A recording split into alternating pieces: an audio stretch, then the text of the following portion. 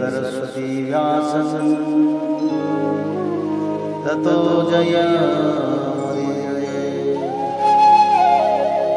मूकं करोति वाचालं पंगुलंघयते यत्कृपातमहं वन्दे परमानन्दमाधवो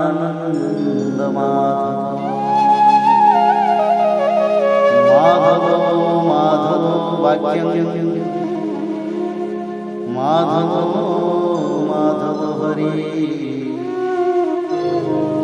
परन्ते साधवा नित्यं सकलकार्येषु अथ पंचमोऽध्याय वीरभद्र कृत दक्ष यज्ञ विध्वंस और दक्षबद्धे।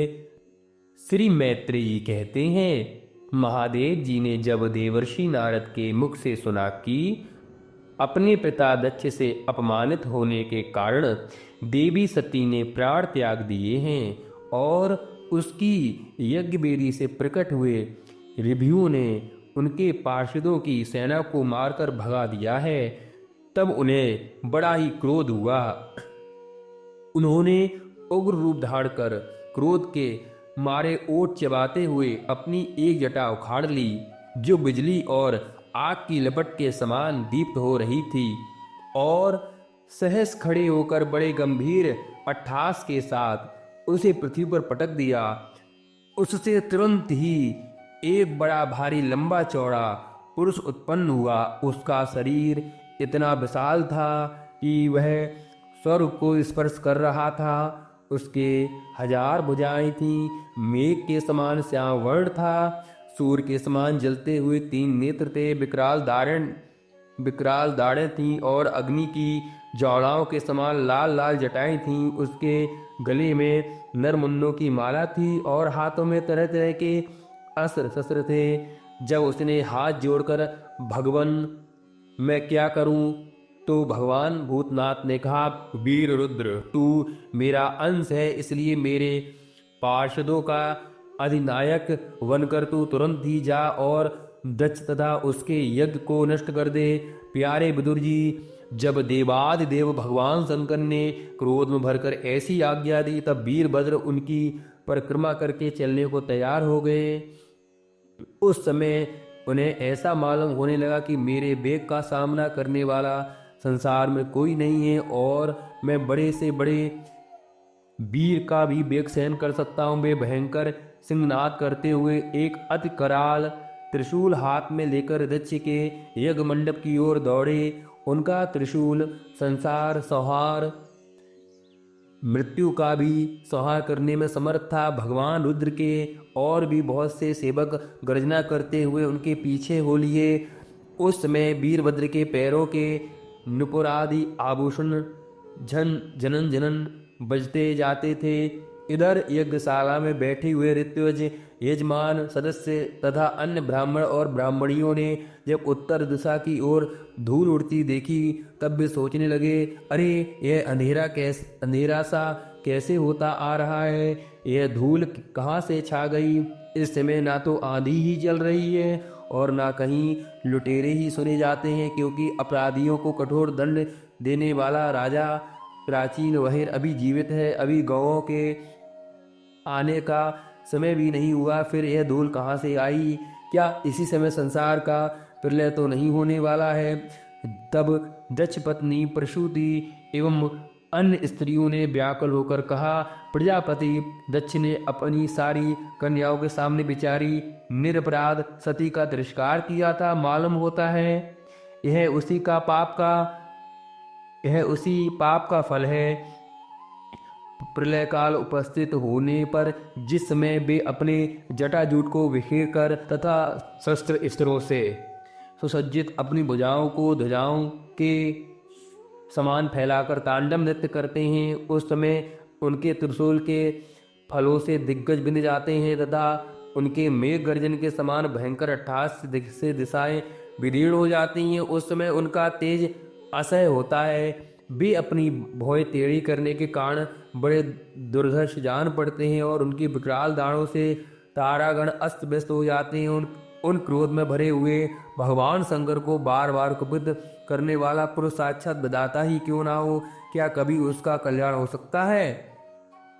जो लोग महात्मा दक्ष के यज्ञ में बैठे थे वे भय के कारण एक दूसरे की ओर कातर दृष्टि से निहारते हुए ऐसी ही तरह तरह की बातें कर रहे थे कि इतने में ही आकाश और पृथ्वी में सब ओर सहस्त्रों भयंकर उत्पात होने लगे। विदुर जी इस समय दौड़कर आए हुए रुद्र सेवकों ने उस महान यज्ञ मंडप को सब ओर से घेर लिया। वे सब तरह तरह के अस्त्र शस्त्र लिए हुए थे। उनमें कोई बौने, कोई भूरे रंग के, कोई पीले और कोई मगर के समान पेट और मुख वाले थे।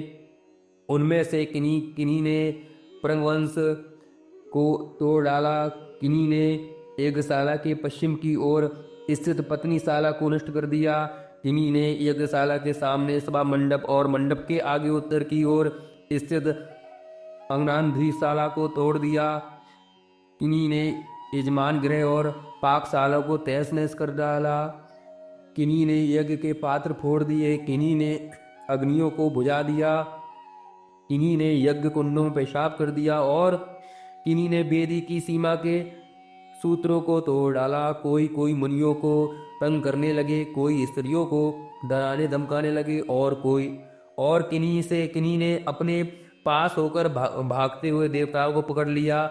मणिमान ने भृगु ऋषि को बांध लिया, वीरभद्र ने प्रजापति दक्ष को कैद कर लिया और चंडिसा ने पूषा को और नंदीश्वरों ने भग देवता को पकड़ लिया। भगवान शंकर के पार्षदों की यह भयंकर लीला देखकर तथा उनके कंकड़ पत्थरों की मार से बहुत तंग आकर वहाँ जितने ऋत्विज सदस्य और देवता लोग थे सबके सब जहाँ तहाँ भाग गए। भृगु जी हाथ में शुरुआ लिए हवन कर रहे थे। वीरभद्र ने इनकी दाढ़ी मूछ नोच ली, क्योंकि इन्होंने प्रजापतियों की सभा में मूछें ऐंठते हुए महादेव जी का उपास किया था। उन्होंने क्रोध में भरकर भग देवता को पृथ्वी पर पटक दिया और उनकी आंखें निकाल ली, क्योंकि जब दक्ष देव सभा में श्री महादेव जी को भला बुरा कहते वे साथ दे रहे थे, उस समय इन्होंने दक्ष को सैन देकर उकसाया था। इसके पश्चात जैसे अनिरुद्ध के विवाह के समय वल्लामनी ने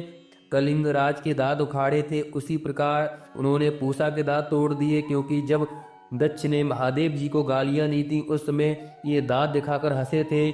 फिर वे दक्ष की छाती पर बैठकर एक तेज तलवार से उसका सिर काटने लगे, परंतु बहुत प्रयत्न करने पर